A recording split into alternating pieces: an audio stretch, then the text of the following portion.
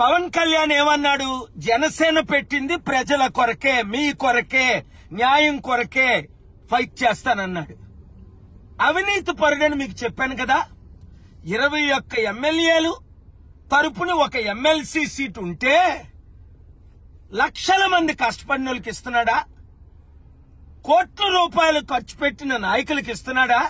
ఇది కేవలం అవినీతి కుటుంబ పార్టీ అని చెప్పాను.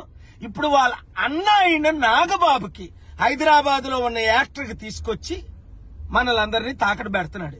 జన సైనికులారా, ఆయన మారడు, మీరు మారొద్దా? బయటికి రండి, ప్రజాశాంతి పార్టీలో చేరండి. ఈ కుటుంబ కుల అవినీతి అగ్రవర్ణ పార్టీలకి గుడ్ బై చెప్దాం. పవన్ కళ్యాణ్ ఏమన్నాడు? జనసేన పెట్టింది ప్రజల కొరకే, మీ కొరకే, న్యాయం కొరకే ఫైట్ చేస్తానన్నాడు. అవినీతి పరుడని మీకు చెప్పాను కదా.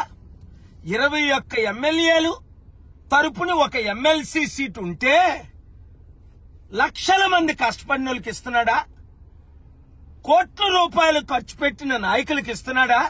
ఇది కేవలం అవినీతి కుటుంబ పార్టీ అని చెప్పాను. ఇప్పుడు వాళ్ళ అన్న అయిన నాగబాబుకి హైదరాబాద్ లో ఉన్న యాక్టర్కి తీసుకొచ్చి మనలందరినీ తాకట్టు పెడుతున్నాడు. జన సైనికులారా, ఆయన మారడు, మీరు మారొద్దా?